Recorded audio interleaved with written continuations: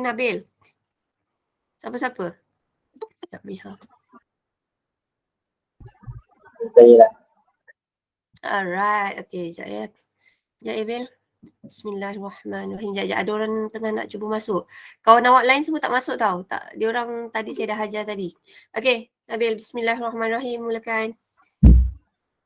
Bismillahirrahmanirrahim. Fatihah.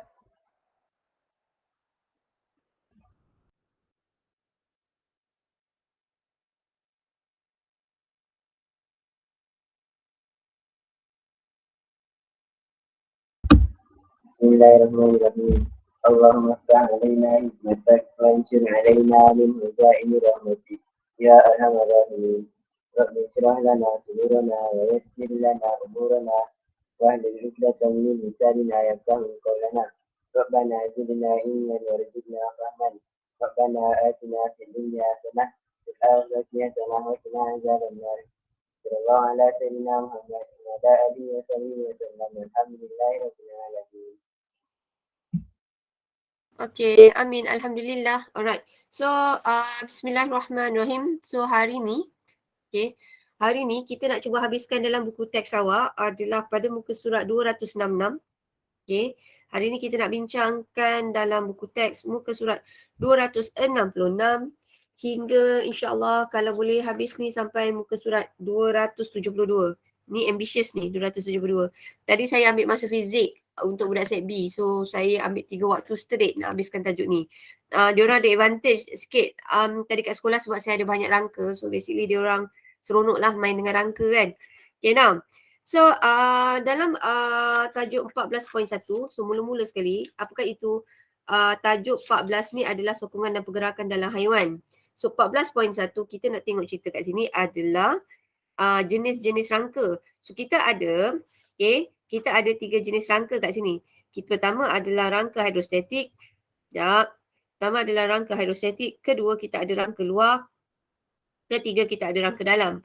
So, apakah contoh haiwan yang ada rangka hidrostatik? So, contoh haiwan yang mempunyai rangka hidrostatik. Siapa tahu?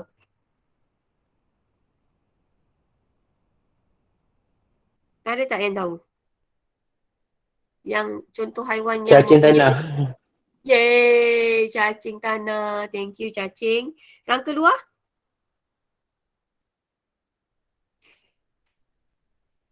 Belalang. Yeah, very good. Belalang. Kita manusia masuk yang mana satu? Rangka dalam. Yeah, kita adalah manusia adalah dekat sini. Rangka dalam. So, persamaan antara ketiga-tiga ni, rangka hidrostatik, rangka luar, rangka dalam.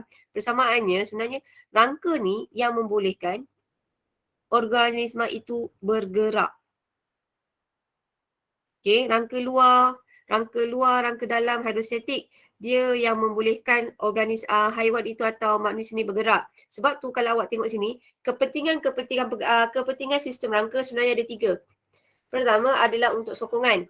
Okay, ini ada yang pertama. Pertama adalah sokongan. Okay, dia boleh sokong kita punya badan. Maksudnya kita punya beban. So, dia dapat sokong. Kemudian, kedua adalah untuk pergerakan. Sebab kalau awak nak bayangkan awak punya rangka kita itulah rangka, saya tak bawa balik lah rangka. Saya tadi pakai rangka kat sekolah tadi seronok sikit lah. Kita pakai rangka ni dekat tulang kita sebenarnya ada otot. So senang kata Tuhan jadikan kita punya rangka ni kan ada banyak isi. So isi ni kita panggil dia sebagai otot. So otot yang meliputi kita punya rangka, kita panggil dia sebagai otot rangka. Alright. So sebab tu kita kata sebenarnya rangka ni paling penting adalah untuk pergerakan. So pergerakan untuk apa? Menyelamatkan diri, mengelak daripada bahaya, semua macam itulah.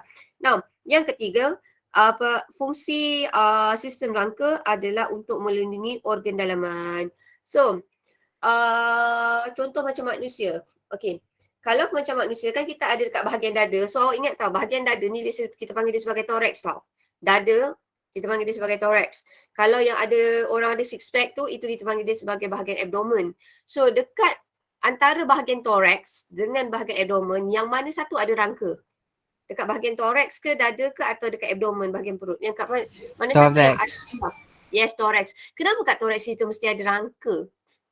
Mesti ada tulang, sorry. Untuk lindung paru-paru. Yeah, ada selain daripada paru-paru, Dip? Ada lagi tak?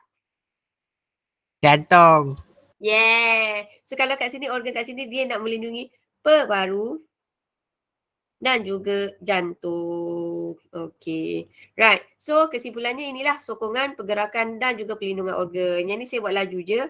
So contoh rangka luar macam kita dah cakap tadi, ini adalah seperti serangga. Serangga ni nama lain dia adalah arthropod. Okay, kejap saya nak cuba pakai, tak pandai lah. Kejap Kenapa tak boleh? Tak pandai. So, kita ada rangka luar, kita ada rangka dalam dan juga satu rangka hidrostatik. Yang ni korang dah belajar kot saya rasa masa dekat menengah rendah. You guys dah belajar Ada tak belajar pasal rangka-rangka ni? Udang lah. Udang mazicing. Ada tak? Ada kan? Okay, now saya nak tambah sikit tau. Kalau untuk rangka luar, bahagian yang luar tu, kita ada cuticle, rangka luar. Sebab tu dia kalis air. Okey, yang ni tak ada apa. So, kita terus untuk sistem rangka manusia. Tadi sistem rangka manusia ni yang banyak ni tau. So awak just relax je dengan saya. Okay. Now, tak apa. Korang hebat. So, insyaAllah boleh. InsyaAllah kita boleh kan. Okay. Now, rangka manusia kita pecahkan kepada dua tau. Sistem rangka manusia kita pecah kepada dua. Saya ambil buku teks awak. Saya rasa biar senang sikit. Now, ini rangka kita boleh pecahkan kepada dua. Okay, rangka manusia. Right. Okay, rangka manusia kita ada dua. Satu adalah rangka paksi. Kita ada rangka paksi. Dan satu lagi adalah rangka appendage. Now, appendage ni yang banyak melakukan pergerakan. Appendage yang ni, yang boleh melakukan banyak pergerakan, itu kita panggil sebagai appendage. So, rangka paksi. So, rangka paksi ni sebenarnya dia terdiri daripada, saya ambil yang paling atas tau. So, rangka paksi dia terdiri daripada tengkorak. Kemudian kita ada tulang sangkar rusuk. Ni yang kedua. Ketiga, kita ada turus vertebra. Okay, now dekat tengkorak kita ni, kalaulah awak perasan, awak punya tengkorak sebenarnya, sebenarnya tengkorak awak ni adalah dia terdiri daripada sendi tidak bergerak. Dekat tengkorak kita ni ada sendi tak bergerak. Okay, sendi tak bergerak tu sebenarnya kita panggil dia sebagai sutur atau suture in English. In English we call as suture. Now, tengkorak kita ni, buku teks awak dia dah potong tau. Tapi benda ni menarik tau. Tengkorak kita ni sebenarnya dia bukan macam helmet. Saya nak bayangkan dia macam Syami satu macam ni tau. Dekat kita punya tengkorak ni, dekat sini ni, sebenarnya dia adalah terdiri daripada tulang yang, nak bayangkan dia ada separuh sikit macam ni.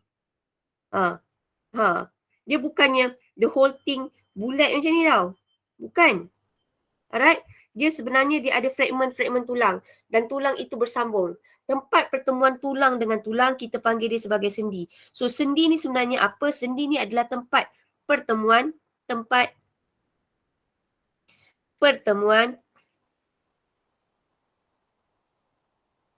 tulang. So dekat tengkorak kita, dia adalah terdiri daripada sendi tidak bergerak yang kita panggil dia sebagai sutur. Okay, tetapi dekat tulang awak, dekat muka kita ada satu sendi bergerak, yang boleh bergerak, which is satu dekat mulut awak ni, rahang. Ini kita panggil dia sebagai mandible. So yang ada dekat sini ni, ini bahagian yang boleh bergerak ni, rahang ni, ini kita panggil dia sebagai mandible. So kesimpulannya, dekat tengkorak ni sebenarnya dia terdiri daripada beberapa tulang. Tetapi tulang itu tidak bergerak. So tulang tidak bergerak kita kenali sebagai sutur. Tapi ada tak tadi saya kata yang bergerak? Ada tak sendi yang bergerak? Ada tak? Ada. Aduh, kat mana? Mandible. Yeah, so you guys dekat sini ni, dekat dalam buku teks awak tak ada. Tapi buku lama sebenarnya dia ada sebut tau. So ini kita panggil dia sebagai mandible. Masalahnya saya ajar juga sebab normally soalan kebat, dia suka tanya out of the box sikit. Tapi sebenarnya dia benda yang basic cuma dikeluarkan daripada buku teks. So you should know lah. Okay, now kat sini dah settle. Sekarang kita pergi bahagian sangkar rusuk. sangkar rusuk kita sebenarnya ada 12. Okey, maksudnya sangkar rusuk ni Tuhan jadikan dia berpasangan. Dia bukan sendiri. Okey, so dia berpasangan, dia ada 12. So sangkar rusuk kita ni sebenarnya terdiri daripada tulang rusuk yang berpasangan yang membentuk sangkar. Okey, now yang dekat tengah ni, yang macam keris kat tengah ni, ini kita panggil dia adalah sebagai sternum. Okey, now sangkar rusuk kita ni sebenarnya macam ni, dia melekat. Kan, dia melekat. So sternum ni macam tempat pertemuan antara tulang rusuk dan juga tulang rusuk. Dan tulang rusuk ni sebenarnya semuanya bercantum dekat sternum kecuali tulang rusuk nombor 11 dan nombor 12 je. Dia bebas. Yang itu dia berpasangan tapi dia tak ada jodoh. Kena bayangkan sangkar tulang rusuk tu nombor 1 sampai nombor 10 semua melekat kat sternum tau. Jumpa tau tempat pertemuan. Tapi yang last sekali tu, nombor 11 dengan nombor 12 tu kita panggil dia sebagai sangkar rusuk bebas. Kenapa kita panggil dia bebas? Dia tak berjumpa, dia tak jumpa dekat sternum tu. So kesian sikit lah yang nombor 11 dengan nombor 12 tu tak ada jodoh. Okay, so itu kita panggil dia sebagai sangkar rusuk. Now, bila kita dah bagi sangkar rusuk, yang ini. Okay, korang bertahan dengan saya tau. Dekat tulang belakang kita ni, kita panggil dia sebagai turus vertebra sebab dia memanjang. So kita panggil dia sebagai turus vertebra. Okay, now turus vertebra awak ni sebenarnya dia ada berapa saya lupa tau. Turus vertebra, okay, kita tengok lokasi tau. Kalau turus vertebra awak letaknya di leher, dekat leher ni, turus vertebra yang letaknya dekat leher ni, kita panggil turus vertebra kat leher ni sebagai vertebra cervix. Yang ni banyak term tau. Ini kita panggil dia sebagai vertebra cervix. Biasanya paling mudah saya kata kalau cervix ni, vertebra cervix ni letaknya dekat leher. Dan biasanya dekat sini if I'm not mistaken dia ada 7 tulang. Kemudian yang dia ada sepanjang vertebra tu sepanjang dekat sangkar rusuk. Kalau vertebra tu ada dekat sepanjang sangkar rusuk, dia dekat dalam sini tau. Okay, dia ada yang dekat dalam ni tau. Dalam tu, belakang kita tu. Okay, yang itu kita panggil dia sebagai vertebra thorax. Kenapa kita panggil dia sebagai vertebra thorax? Sebab dia dekat bahagian dada. So, bila turus vertebra, so saya ambil belakang saya tau. Ingat, kalau yang ada dekat leher, itu namanya cervix. Kalau dia ada dekat awak punya thorax tu kan, okay, bahagian dada, itu kita panggil dia sebagai vertebra thorax. Kalau dia ada dekat bahagian pinggang, this one tau. Kalau dia ada dekat bahagian pinggang, ini kononnya ini adalah bahagian pinggang. Ataupun abdomen lah saya ambil cantik. Abdomen. Ini kita panggil dia sebagai vertebra lumbar. Lumbar. Lepas tu bawah ni kita ada vertebra yang macam untuk bahagian punggung di tempat melekatkan tulang punggung.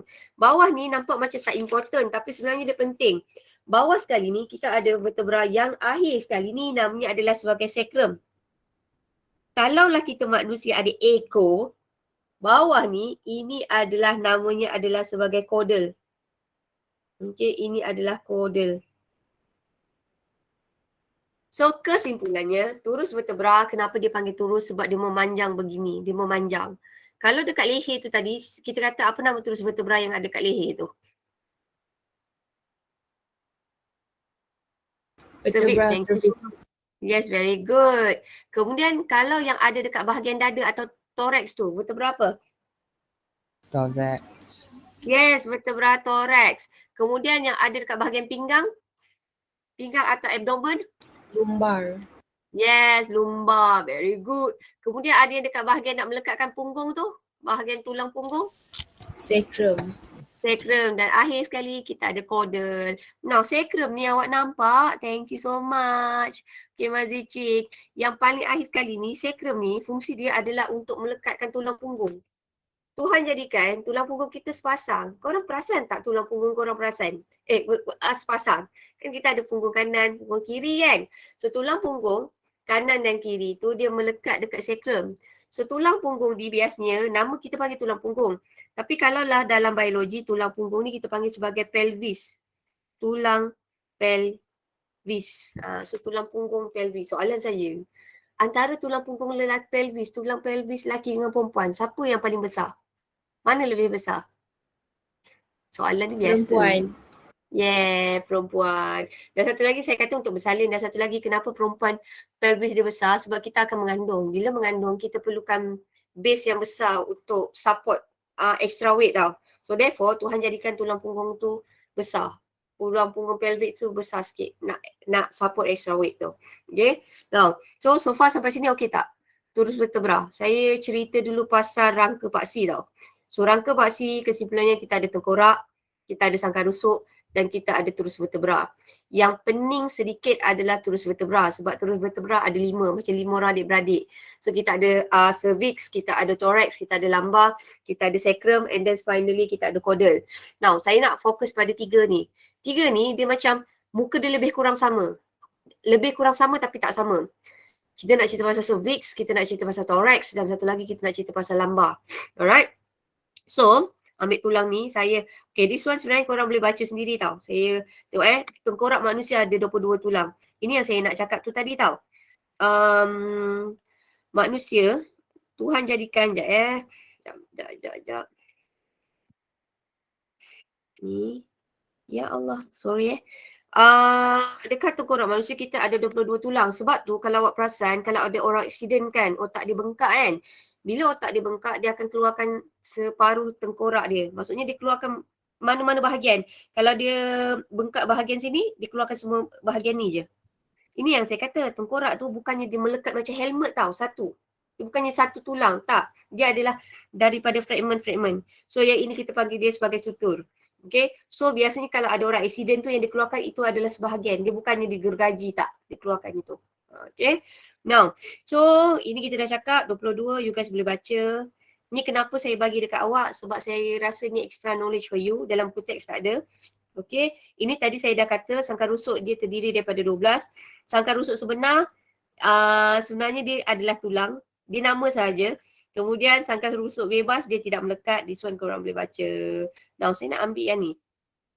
Oh, tadi saya lupa.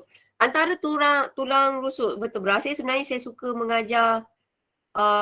Tadi saya dah mengajar tajuk ni dengan budak set B. Tapi saya suka ajar lagi sekali sebab bila saya ajar lagi sekali, saya tahu ada benda yang saya termiss. Antara turus vertebra, ni tadi saya tak ajar dengan set B. Antara turus vertebra ni dia tersusun cantik tau. Okay, dia tersusun. Setiap tulang tu, Tuhan jadikan tulang kita ni, dia ni macam besi tau. Awak bayangkan kalau besi dengan besi, bila tiba-tiba kita bergerak, apa rasa? Kalau besi dengan besi, dia melakukan pergerakan, apa korang rasa? Ngilu. So ngilu. Tapi kita manusia, kita tak akan rasa ngilu tau. Kenapa kita tak rasa ngilu? Sebab antara turus vertebra, saya nak cuba pemadam. Sekejap. You guys bayangkan, ini adalah satu turus vertebra. Ini adalah satu turus vertebra. So setiap turus vertebra, dia ada tulang yang lembut. Kalau korang suka makan ayam goreng yang bahagian tutuk tulang tu yang korang suka gigit-gigit yang lembut tu. So ada satu tulang yang lembut, kita panggil dia sebagai tulang rawan. Therefore, antara tulang dengan tulang, sebenarnya dia ada tulang yang lembut, kita panggil dia sebagai tulang rawan. So tulang rawan ni fungsinya adalah untuk menyerap hentakan. So therefore, bila korang bergerak, korang gesil, korang tak rasa sakit. Disebabkan kita ada tulang rawan yang berfungsi untuk menyerap hentakan. Yang ini saya tak ajar tadi dengan set B tadi. Okey, tengok untuk mengurangkan geseran. Okey. Now, satu lagi turus vertebra ni dia adalah sangat kuat dan boleh dilentur. Maksudnya korang boleh bend, boleh bengkok, buat segak semua tu korang boleh kan. Okey, so now, apakah fungsi utama turus vertebra sebenarnya? Kenapa Tuhan jadikan kita ada turus vertebra selain korang boleh berdiri tegak dengan nampak kacak dan lawa? Apakah fungsi utama turus vertebra? Dia nak melindungi apa sebenarnya?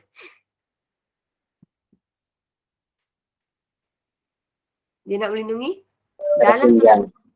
Yes, very good. Dia untuk melindungi saraf tunjang. Tadi saya lupa tau. Vertebra cervix kita ada 7. Kalau thorax ada 12, lumbar ada 5. Okay, yang lain ni 5, ini 4. Ini adalah trivia sahaja. Ini adalah bahagian tulang. Nah, saya buat slow-slow dengan awak. Tulang ni dia ada base tau. Dia ada tapak tau. Tapak pertemuan antara tulang dengan tulang. tapak pertemuan antara tulang dan tulang yang center tu, yang tengah tu, itu kita panggil dia sebagai centrum. Centrum. Okay. So far okay eh. Kemudian ni tadi Nabil cakap, tengah ni sebenarnya dia ada hollow tau, dia kosong. So bahagian yang kosong ni untuk apa? Ini adalah untuk letak salur saraf. Okay, korang ingat yang famous je yang saya garis ni tau. Pertama korang ingat centrum. Kedua korang ingat salur saraf. Kemudian dia ada tanduk tau. Tanduk tu kita panggil dia sebagai cuaran. Kalau tanduk di tengah satu, okay, tengah satu, itu nama dia adalah cuaran spina. So cuaran tu apa? Cuaran tu macam tanduk. So kita ada cuaran spina. Kemudian ada yang mendatar macam ni, macam nak terbang tu. Ini kita panggil dia sebagai cuaran melintang. So untuk struktur turus vertebra, korang ingat 4 sahaja. Okay. Yang tengah tu, tempat yang kosong tu, nak bagi saraf lalu tu, itu kita panggil dia sebagai salur saraf. Okay, ni nombor 1 salur saraf. Lepas tu dia ada macam base tengah tu, itu kita panggil dia adalah sebagai centrum. Pertama ni adalah salur saraf, kemudian kita ada centrum. Lepas tu kita ada 2 jenis tanduk. Tanduk yang tengah tu kita panggil dia sebagai apa? Cuaran apa? Spina. Yes, very good. Cuaran spina. Kalau yang ini cuaran spina, sini cuaran melintang. So yang ni korang kena tahu dulu tau, sebab kita nak masuk lagi dalam. Okay. Now, so far okay. Now, saya cuba laju sikit tau. Now, turus vertebra cervix ni tadi, kita cakap dia ada 7 tau. Yang dekat leher ni dia ada 7. Okay. 7 ni, nombor 1 dengan nombor 2 sangat special tau. Okay. Nombor 1 ni, nama dia adalah vertebra cervix ni, yang nombor 1 namanya adalah atlas tau. Nombor 1 namanya atlas. Nombor 2 namanya adalah axis. Tahu tak, kenapa yang cervix nombor 1, nombor 2 ni special? Sebab dia ada melakukan pergerakan yang khas. Contoh, macam kalau korang angguk, saya panggil dia sebagai yes movement. Korang yes, you say yes, kan? Tak korang cakap yes. Sekejap. Yang ni korang cakap yeah, la ilaha. Ni untuk yes. Sebenarnya kalau korang mengangguk yes tu, korang guna turus vertebra vertebra cervix nombor 1. Itu untuk yes. Okay. Kalau untuk no, itu adalah untuk axis. Ini adalah vertebra cervix. Ini adalah vertebra cervix nombor 1. Vertebra cervix nombor 2 namanya adalah axis. So axis untuk korang giling. So senang kata kalau korang tengah giling, korang pakai turus vertebra nombor berapa? 1 ke 2? Tengah giling. Berapa Afwan? 2 je kedua. Yes, very good. Thank you How Yun. Nombor 2. So nombor 2 ni kita kenali dia sebagai apa? Atlas ke axis? Axis. Axis. Yes, axis. Alright, thank you. Now, saya nak bagi tahu. Dalam tulang ni, korang tengok, ya Allah cikgu kena ingat semua ni ke kan? Nah, dalam tulang ni, biasa keluar soalan objektif, korang ingat special, korang ingat dia punya feature-feature khas sahaja. Contoh, kalau untuk vertebra atlas, ciri khas dia, dia ada salur saraf yang paling besar. Kemudian dia, yang ini, dia tak ada centrum. So ini adalah soalan yang biasa. Dia bagi awak tulang, dia suruh awak kenal pasti itu tulang yang mana. So kalau awak tengok salur saraf yang paling besar, kemudian dia tak ada centrum, itu confirm atlas. Kemudian kalau awak tengok dia ada satu cuaran ekstra, semua saraf dia ada dua jenis cuaran saja tau. Pertama cuaran spina, kedua adalah cuaran melintang. Tapi kalau tiba-tiba awak nampak dia ada cuaran khas dekat sini, okey, tambah cuaran khas namanya odontoik sini, nama ni odontoik ni, ini adalah untuk axis. So senang kata kalau vertebra axis dia ada ekstra cuaran yang kita kenali sebagai cuaran odontoik. So far sampai sini okey tak? Okey. Okay, thank you. Now, kemudian yang ini vertebra cervix yang nombor 3 sampai nombor 7 tau. Yang dekat sini dia sama tau macam vertebra yang lain tau sampai ke lambar. Okay, dia ada cuaran spina, dia ada cuaran melintang. Okay, kemudian dia ada centrum. Tetapi yang specialnya untuk cervix nombor 3 hingga nombor 7, dia ada satu ruang kosong lagi. Sini untuk salur saraf kan, nak letak saraf tunjang letak kat sini. Dia ada lagi ruang kecil sini. Dia ini ruang kecil ini kita panggil dia sebagai foramen. Foramen. Foramen ni letaknya dekat cuaran melintang, so kita panggil dia sebagai foramen melintang. This one kan, korang kalau belajar bahasa, siapa ada tuition bahasa Inggeris, awak akan struggle sikit lah sebab the term in English and in Malay is quite different. Okay, so yang ini you guys kena slow sikit lah. Now, so awak just ingat salur paling utama itu adalah salur yang paling besar ni salur saraf. So kesimpulannya awak tengok kat sini, vertebra cervix ni dia ada ciri-ciri khas. Kalau vertebra cervix nombor 1, dia tak ada sentrum.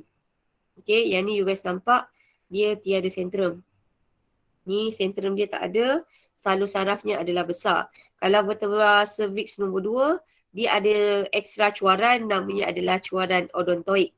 Kalaulah vertebra cervix yang nombor 3 hingga nombor 7, dia ada luang kosong yang kita panggil dia sebagai foramen melintang. Okay, now seterusnya, bila dah pergi leher, kita pergi kat bahagian thorax. So dekat bahagian thorax ni, saya kalau ada next time saya cuba bawa balik tulang, sebab saya bagi tunjuk kat awak lah. Saya rasa kesian kat awak tak ada tengok tulang. Now, kalau vertebra thorax, awak ingat yang special. Vertebra thorax, dia ada cuaran spina paling panjang. So, kalau cuaran spina tu paling panjang, itu kepunyaan vertebra thorax. So, vertebra thorax, dia ada cuaran spina yang paling panjang. Okay. So, cuaran spina kat sini tak ada tau. Saya cuba tengok ada tak nota yang saya tunjuk. Tak ada. Saya dah buang kot. Now, kenapa cuaran spina tu tajam? Sebenarnya cuaran spina tu tajam adalah untuk tapak pelekatan otot. So, kalaulah awak terbaca mana-mana cuaran spina ni tapak pelekatan otot. Yang ni saya tak nak cerita detail sebab kita tak nampak. Now, so kita pergi yang paling last. Yang paling last ni adalah vertebra lumbar.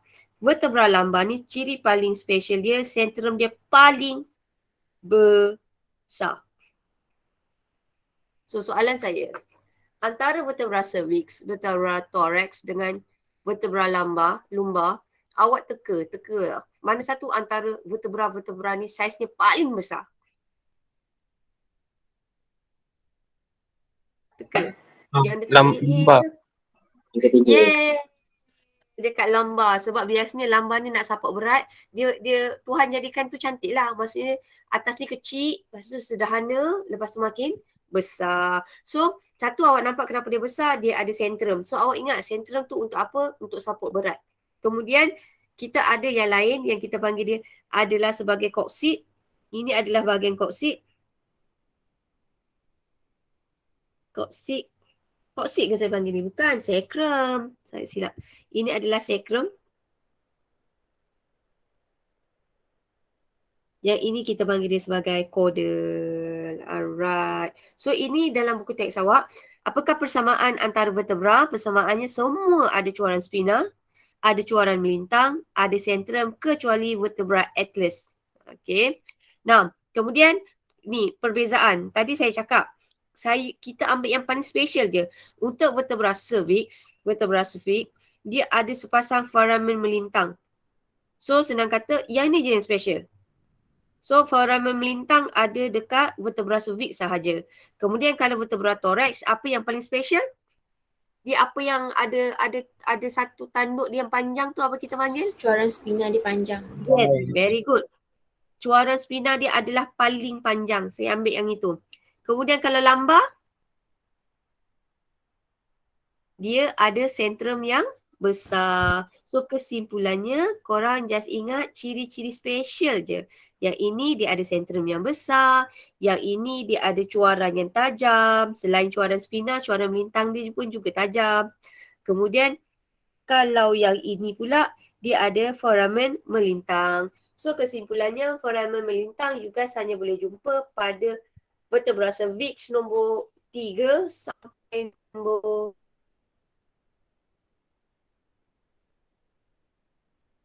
7. Atau awak just akan Okey tak? Okay. Right. So seterusnya ini korang boleh baca sendiri yang saya cakap. Untuk yes movement, no movement. Ini macam saya kata kenapa cuaran sebenarnya panjang sebenarnya untuk pelekatan antara tulang lain dan juga pelekatan otot. Ni you guys boleh baca. Ini lambar. Saya ambil satu ya. Kenapa lambar ni besar? Sebab dia nak menyokong berat bahagian bawah badan. Bahagian bawah belakang badan. Dia nak support. Now, kemudian ini kita ada sacrum, coccyx. So sacrum dengan coccyx ni dia adalah untuk pelekatan tulang punggung. Okay, so kita baru settle satu bahagian tau. Ini adalah rangka paksi. Kemudian kita kata, kan yang tengah ni kita panggil dia paksi kan. Kita dah tadi saya ulang sekali, kita ada tengkorak, kita ada sakar rusuk dan kita ada turus vertebra. Kemudian kita ada tulang-tulang lain yang boleh melakukan banyak pergerakan. Contohnya ini adalah bahagian tangan. Kemudian kita ada bahagian kaki. Kemudian kita ada bahagian bahu. Kalau korang gilik-gilik tu kan, itu adalah bahagian punggung. So appendage ni antara saya nak kesimpulannya, appendage ni adalah bahagian rangka yang banyak melakukan pergerakan. So kita mula dulu dengan bahagian atas. So bahagian atas ni kita panggil sebagai pectoral. Pectoral ni bahasa pasarnya saya panggil dia sebagai bahu. Anything yang berkaitan dengan pectoral sebenarnya dia merujuk kepada bahagian bahu. Okay? Now, kemudian kita ada bahagian punggung. Kalau awak nampak saja pelvis, pelvis tu adalah punggung. Tulang kaki, tulang tangan, tak ada masalah. Alright. So, kita teruskan. Okay, dalam buku teks awak dia tak cerita panjang tau. Tapi saya rasa macam buku teks awak dia tak cerita betapa panjang, tapi dalam buku teks saiz teras dia cerita lagi panjang daripada tu. Okay, tapi saya takut sebab dalam DSKP ada, so sebenarnya korang kena buat research sendiri, tapi tak apalah, kita terus je belajar kan. Now, saya ambil dulu dalam lengkungan pectoral, saya cerita bahu tau. Bahu ni korang tahu tak yang collarbone tu? Kalau cikgu saya selalu cakap tau, kalau saya kurus sangat, saya macam mana? Mardiana, saya dulu kurus sangat, dia kata bahagian saya punya clavicle, sampai sekarang saya boleh ingat, dia kata boleh takung air. Macam kalau anorexia yang teruk sangat, kan dia buat sampai korang boleh rasa clavicle kan, so bahagian ni boleh takung air. So senang kata, yang kalau korang tengok model-model anorexia yang boleh nampak tulang tu, itu kita panggil dia sebagai clavicle. Okay, kemudian bahagian belakang ni, you guys yang boleh tepuk-tepuk ni, bahagian belakang ni, ini kita panggil dia adalah sebagai scapula. So, bahagian pelvis, pectoral, tulang pectoral terdiri daripada dua. Satu adalah clavicle, satu lagi yang korang suka tepuk-tepuk bahu, itu kita panggil dia sebagai scapula. Okay, kemudian awak tengok, antara scapula, dia ada tulang tangan. Ini lengan kita panggil. Tulang lengan tau. So, tulang lengan kita terdiri daripada yang paling besar ni, tulang lengan namanya humerus. So, ini adalah humerus. So, humerus ni adalah tulang yang paling panjang, paling besar bahagian atas. So, ni lengan ni kita panggil lengan ni, kita punya arm lengan ni, ini kita panggil dia sebagai humerus tau. Kemudian, dekat bahagian, ini kita panggil tangan tangan ni, yang ini ni, tulang yang bahagian tangan ni, sebenarnya dia ada dua tau. Awak rasa ibu jari, you guys punya ibu jari, ni kan, ibu jari korang. Yang atas ni namanya radius. Radius, bawah tu adalah ulna. So saya ulang tau, tangan kita ni, yang lengan ni, ini yang paling panjang dan paling kuat untuk bahagian anggota, bahagian atas badan kita, ini humerus. Kemudian yang ini dengan ibu jari kita, ini namanya radius, bawah tu adalah ulna. So far okay tak? Banyak nak ingat ni. So ini adalah radius, bahagian ni adalah ulna. Kemudian jari kita ni, kita panggil dia sebagai falang. So jari kita ni, tulang jari namanya falang. Tulang jari kita ada berapa teka? 13, 15 atau 14? Saya bagi 3 pilihan je. Tulang bahagian jari ni, jari-jari kita ni, ada berapa tulang? 14. Yes, mesti saya dah pernah ajar ni. So basically you guys tengok kan, ini adalah kita panggil macam sendi, tempat pertemuan tulang dengan tulang. So yang ni ada 3, ni 3, ibu jari kita saja ada 2. So yang ini total adalah 14. Lepas tu tapak tangan ni, your palm ni, ini kita panggil dia sebagai meta, bahagian tengah ni, ini kita panggil dia sebagai metacarpus. Ini metacarpus. Yang ni you guys boleh pusing ni, ini namanya adalah carpus. Ini metacarpus, ini adalah carpus. So far sampai sini okey lagi tak? Okay, right. So yang ni korang kena slow-slow tau. Okay, kena slow-slow. Tapi saya suka sebab korang belajar pasal diri awak. I love this topic very much sebab korang boleh belajar pasal diri sendiri. Okay, now kita dah settle tu. Then kita nak bagi tulang punggung. Now, tulang punggung, tadi saya katakan kita ada coccyx tadi kan. Kita ada sacrum kan. Sacrum ni tempat melekatkan tulang. Ni sacrum. Sacrum ni adalah turus vertebra. Ini adalah sebahagian daripada vertebra. So, kenapa sacrum ni nampak macam tak penting, nampak macam paling bawah kecil je ni kan. Fungsi dia paling utama sebenarnya dia nak melekatkan tulang punggung. Tulang punggung pada bahagian paling atas tu, okay, yang perempuan punya besar tu, itu kita panggil dia sebagai ilium. Ilium. Okay, tulang punggung kita ada ilium. Ilium, Sarah. Ilium. Okay, bawah ni, tulang punggung ni, okay, macam rama-rama ni, bawah dia adalah ischium. Ini adalah pubis, symphysis pubis ni biasanya ini adalah untuk letak reproduction system, reproductive system. Bahagian pembiakan lelaki atau perempuan letaknya adalah bahagian pubis. Kalau awak nampak apa perkataan mengenai pubis, pubis ni adalah area bawah organ pembiakan kita. Dia ada kaitan dengan organ pembiakan.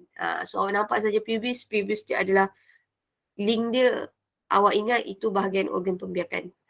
Okay, so lengkungan pelvis, kesimpulannya lengkungan pelvis ni terdiri daripada ilium dan juga coccyx.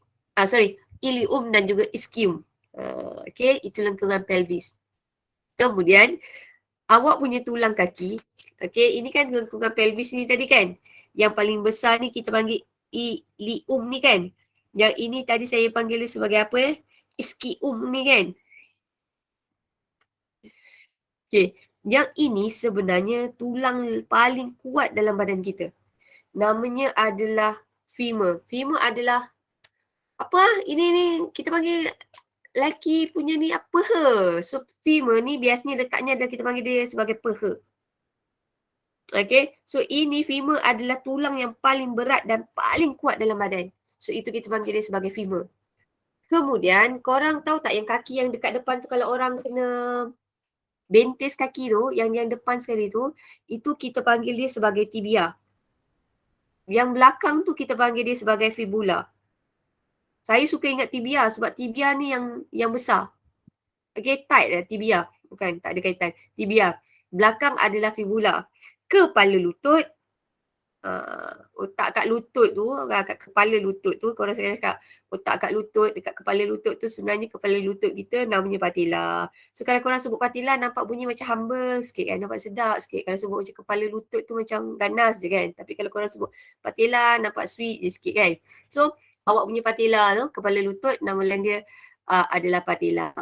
Sama juga macam tangan tadi kan. Okay. Dia ada tulang kaki. Sama je tulang kaki, tulang jari. Tulang jari kaki namanya falang. Dekat bahagian kaki awak tu, itu namanya adalah tarsus. Dekat bahagian tapak kaki ni, ini adalah metatarsus. Okey, korang tengok tapak kaki korang sendiri. Tadi saya kat sekolah saya malu nak tunjuk kat budak. You guys kalau perasan kaki korang dia bukan flat macam ni. Korang perasan tak kaki korang bukan macam ni? Kaki korang sebenarnya macam ni sikit. Dia ada ruang sikit. You guys perasan tak? Bila korang dekat bahagian tepi kita panggil. Saya tak boleh nak tunjuk kaki saya pula. Okay, bahagian tepi tu sebenarnya dia ada melengkung sikit. Korang pernah belajar tak? Tulang tapak kaki awak dia ada melengkung sikit. Ni Wazif ni yang tak sihat datang tadi ke? Ya Allah bagus ni Wazif. Awak punya kembar tak nak ajar awak ke? Now, so kaki kita melengkung sikit dia nak bagi kestabilan. Okay. Alright. Saya takut ni dia dah tidur dah ni. Okay. Alright. So kesimpulannya tadi kita belajar pasal tulang. Tulang manusia kita boleh pecahkan kepada berapa jenis? Tulang manusia kita boleh pecah. Yes. Yang paling utama? Rangka paksi. Rangka paksi. Yang ni tak ada masalah tau. Rangka paksi ni macam best sikit. Rangka paksi kita ada tengkorak, kita ada sangkar rusuk, kita ada turus vertebra. Nah, turus vertebra ni tadi yang pening sikit. Turus vertebra kita ada 5 jenis. Satu adalah cervix yang letaknya dekat leher. Kemudian kita ada dekat bahagian dada, namanya adalah sebagai thorax, ada 12. Kemudian kita ada lambar. Lambar ada 5. Lepas tu kita ada sacrum dan kita ada caudal. Saya tak ingat berapa ni. Now, so apakah special untuk cervix? Nombor 3 sampai nombor 7. Apa yang special untuk vertebra cervix nombor 3 hingga nombor 7? Dia ada Ada apa? foramen melintang. Yang tak ada dekat. Yeay! Dekat sini cervix ni dia ada foramen melintang. Kalau dekat thorax, apa yang special dekat vertebra thorax ni? Cuaran spina panjang. Yeay! Cuaran spina adalah panjang. Kalau lumbar, apa specialnya lumbar? Sentrum besar. Sentrum besar. Yeah, dia ada Sentrum paling besar. sentrum yang besar. Wazir masuk okey tak ni Wazir? Wazir nanti kena tengok video balik lah Wazir. Sian awak. Okay, now. So, ini kita dah settle. So, sekarang kita nak masuk bahagian sebelah. Now, bila kita ada rangka paksi, rangka yang rajin buat banyak pergerakan, kita panggil dia terlibat dalam banyak pergerakan, kita panggil dia sebagai rangka apa? Appendage. Appendage. Yes, very good. Rangka appendage. Dalam buku teks awak dia ada cakap kan pasal rangka appendage ni? Ada. Dia cerita sikit je macam tu. Okay, rangka appendage. Appendage. Appendage. Rangka appendage kita terdiri daripada bahagian bahu yang kita panggil dia, bahagian bahu kita kenali dia sebagai apa? Lengkungan apa? Bahu ni kita kenali sebagai lengkungan apa? Pectoral. Yeay! Lengkungan pectoral. Lengkungan pectoral dia terdiri daripada 2 tau.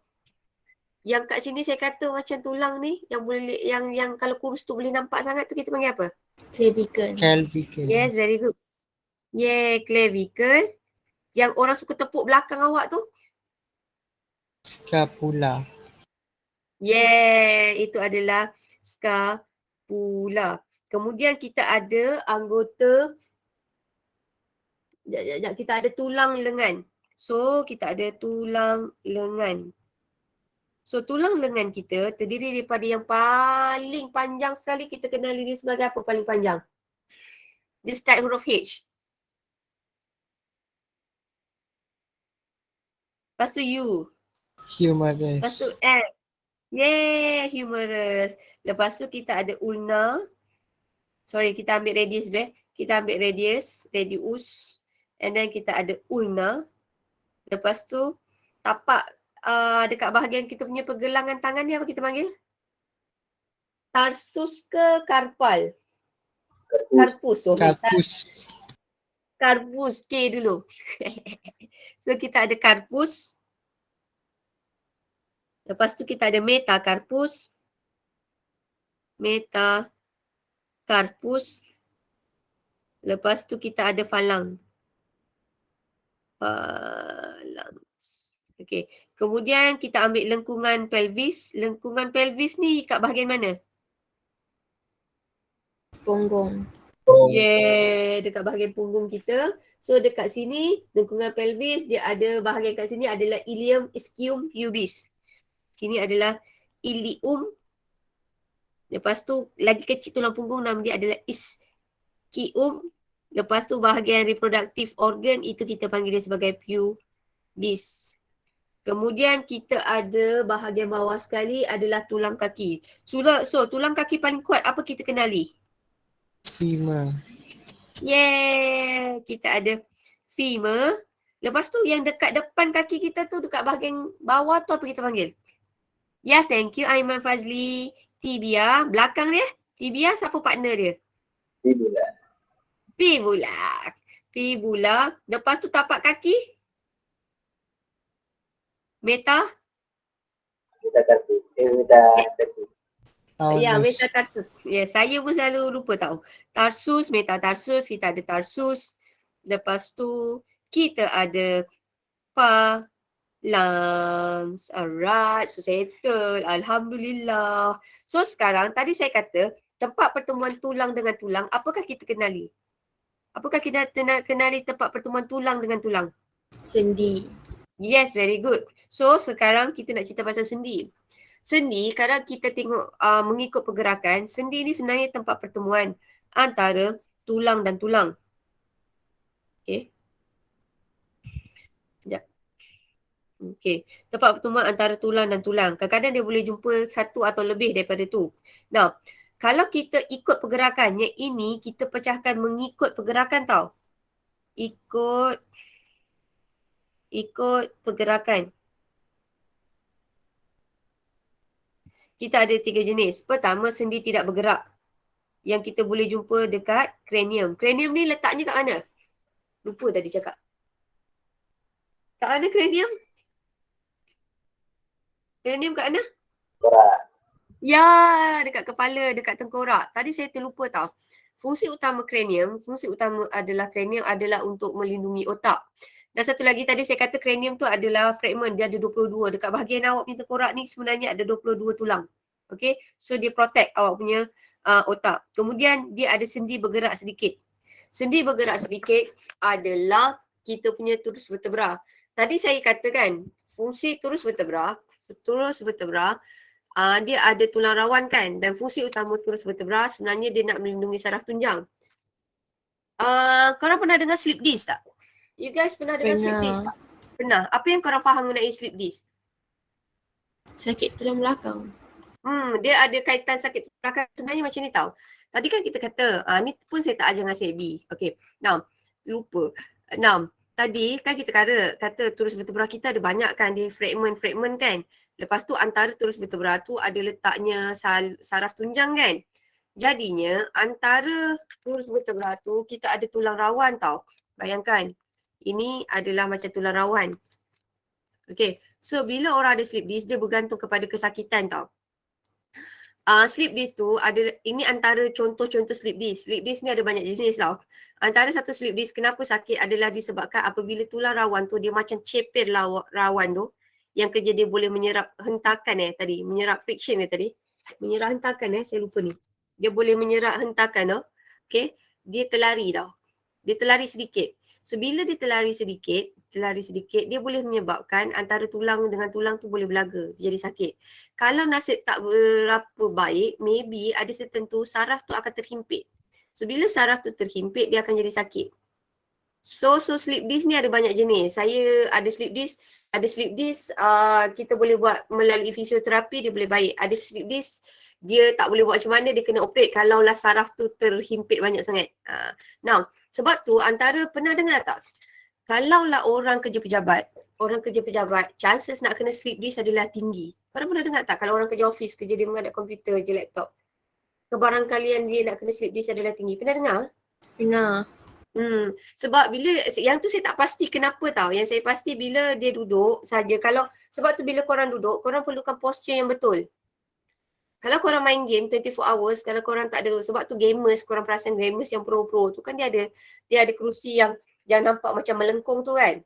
Kenapa melengkung? Sebab dia nak support dia punya tulang belakang. Sebab kalau korang duduk terlampau lama tapi korang duduk cara tidak betul, okay, cara tu tak betul, korang boleh senang nak kena slip disc. So basically posture adalah memainkan peranan yang penting. Sebab tu saya rasa semua orang, kalau korang jenis yang menghadap komputer, kalau korang nak tulang korang lama ataupun nanti kalau korang kerja yang menghadap komputer, invest sikit duit, beli kerusi yang boleh support awak punya tulang belakang supaya awak ada posture yang bagus supaya dapat mengelakkan awak kena slip disc. Okay, right, kalau macam parents awak ada kerja yang jenis begitu, yang menghadap laptop ke, asyik menghadap office ke, suruhlah beli yang mahal sikit sebab dia boleh kurangkan rasa beban dekat tulang belakang awak. Okay, now yang itu saya tak tahu kenapa slip disc, tapi yang saya tahu kalau orang kerja office, dia jarang exercise, dia hanya duduk dan posture tak betul, chances nak kena slip disc adalah tinggi sedikit. Ada macam tu lah. Now, sendi bebas bergerak, saya ambil sendi bebas bergerak tau. Sendi bebas bergerak ni yang boleh buat pergerakan. Yang korang dancing tu, joget-joget tu, itu sebenarnya korang melibatkan sendi bebas bergerak. So sendi bebas bergerak kita ada 2 jenis tau. Yang ni saya suka ni. Okay, kita ada sendi lesung, satu lagi sendi engsel. Saya suka lesung. Kenapa lesung? Sebab lesung ni contohnya ada 2 je. Which is bahu dan juga punggung. Okay, bahu. Okay, lepas tu punggung. Okay, kemudian kalau sendi engsel, contohnya adalah pada tulang jari. Okay, soalan saya. antara sendi lesung dan juga sendi engsel, yang mana satu boleh bergerak 360 darjah pada semua satah? Sendi lesung ke sendi engsel? Lesung. Yeay! Lesung. Sebab korang boleh joget-joget yang orang gelik-gelik semua tu kan pakai sendi kat punggung kan. So ini boleh bergerak 360 darjah. Tapi kalau engsel contohnya macam dekat sini kan, tangan kita dia hanya boleh bergerak 180 darjah ataupun kadang-kadang orang cakap pada satu satah saja. Pergerakan hanya satu satah. Yang ini pada semua arah. Okay, right. So ni dah habis. Yang ni korang boleh baca. Saya nak ambil satu yang ini. Okay, now tadi kita kata, sebab tu saya ajar satu-satu. Kalau kita kata sendi engsel, kita cakap sendi lesung, itu kita mengikut pergerakan. Kita pecahkan dia ikut pergerakan. Kalau kita kata struktur, okay, ini adalah struktur bebas bergerak. Maksudnya kenapa bila you guys sendi itu melakukan pergerakan, kalau apa-apa sendi melakukan pergerakan, dia ada lagi special dia sikit untuk mengelakkan ada kurangkan geseran. Macam dekat sini, dekat kita punya tengkorak ni kan sutur kan. Kalau yang dekat sini dia tak perlukan bendali tau, dia tak perlukan pelincir. So anything sendi yang melakukan banyak pergerakan, dia mesti ada special features. So therefore bila dia melakukan pergerakan tak rasa sakit. Macam besi lah kan pintu, engsel pintu kan. Kalau lama tak gerak kan dia akan bunyi crack sikit kan. So senang kata, macam mana kita bergerak tapi tak rasa sakit. Maksudnya sendi bebas bergerak, dia melakukan banyak pergerakan. Tapi masa kita bergerak, kita tak rasa sakit tau. Kenapa? Dekat semua sendi kita ni, semua sendi ni yang boleh bergerak-gerak ni, kita ada satu bendali tau. Nama bendali adalah bendali synovia. Fungsi dia sebagai lubricant ataupun pelincir. Bendali synovia ni dia letaknya dalam membran synovia. So membran synovia ni yang boleh menghasilkan bendali synovia. Kemudian antara tulang-tulang yang korang suka gigit-gigit tu, ini kita panggil dia sebagai rawan. So rawan ni sebagai cushion untuk menyerap hentakan atau geseran. Tetapi masalah bahagian sendi ni Tuhan jadikan apa-apa yang ada dalam badan kita wear and tear. Maksud wear and tear, kalau korang pakai, maksudnya zaman korang muda, saya ingatkan diri saya juga, kalau zaman korang muda, korang lasak melakukan apa-apa aktiviti ataupun korang buat aktiviti yang sangat ekstrim, korang akan gunakan bahagian sendi tu terlampau ekstrim lah kan. Macam saya nak bayangkan kasut, kalau selalu kita jalan, lama-lama tapak kasut tu haus kan. So sama juga dengan sendi. Kalau muda-muda, you guys banyak melakukan aktiviti yang sangat ekstrim, berjalan ekstrim dan tak jaga makan, okay, chances korang nak kena sakit sendi adalah tinggi. Contoh macam contoh kan, macam ada tak nenek awak yang kena solat pakai kerusi? Dia kata sakit sendi. Pernah dengar tak? Pernah. Lepas tu dia kata pernah tak yang sampai kena cocok bendali? Cocok pelincir dekat dia punya biasa kaki tau, dekat lutut. So yang dia orang cocok tu adalah ni tau, bendali synovia.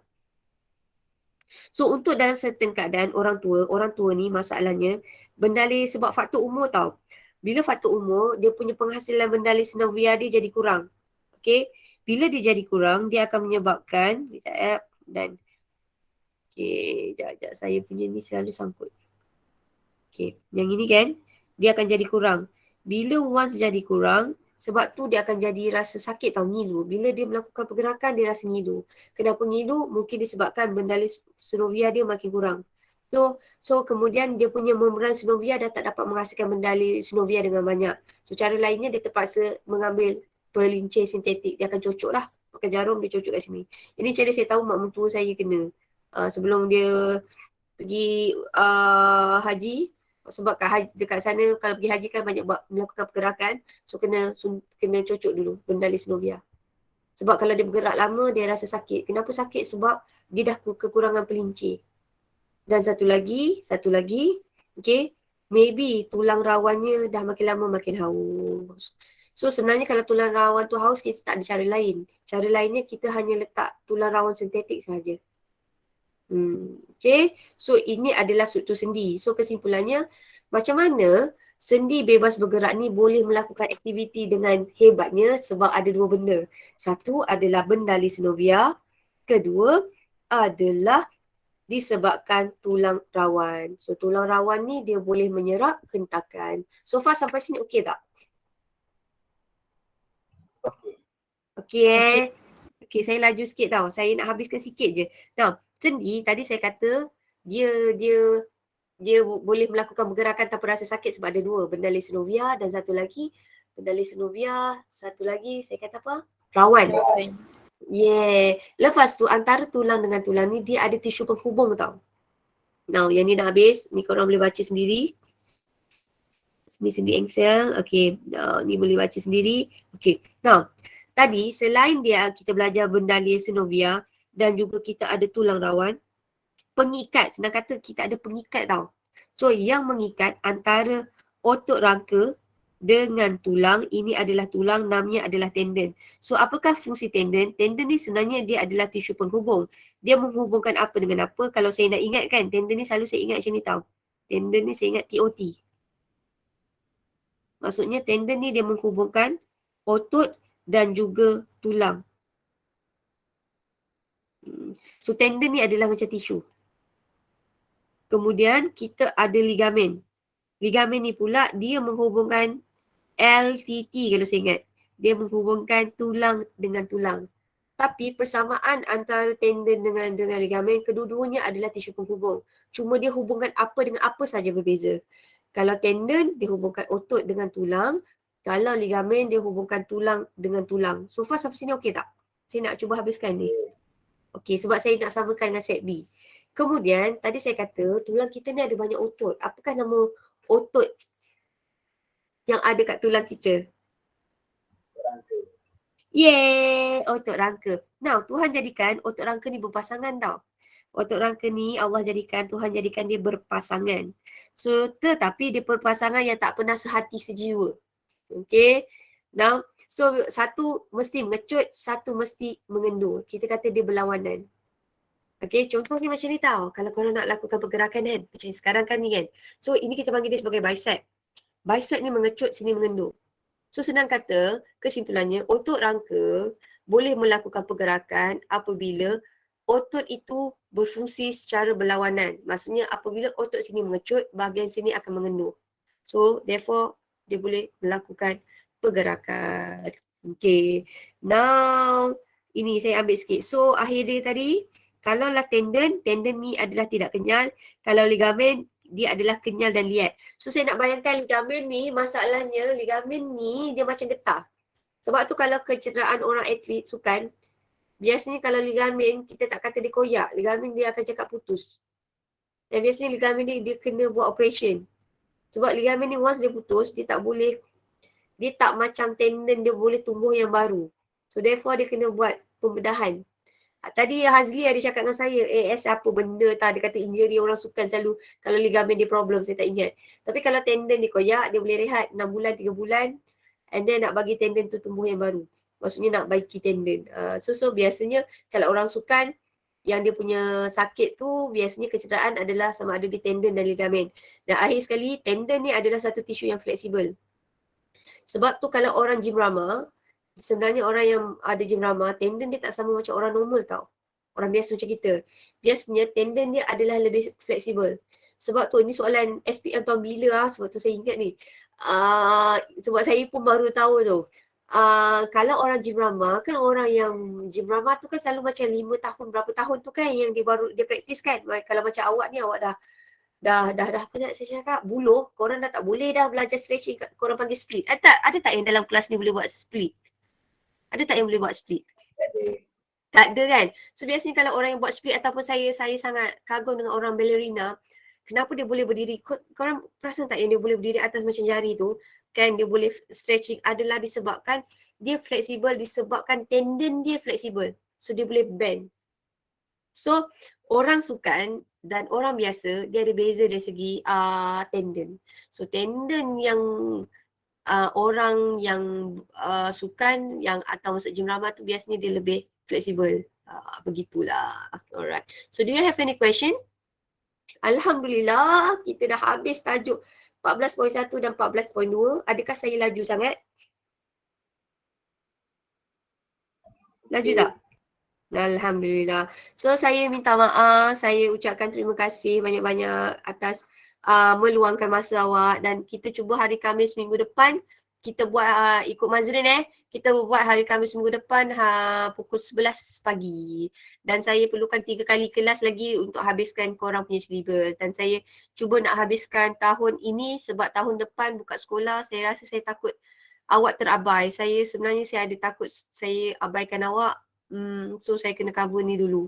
Sebab tahun depan korang kena beralah sikit dengan korang punya senior. So maybe kita orang punya masa banyak habis dekat korang punya senior dan saya bagi tahu awal, cikgu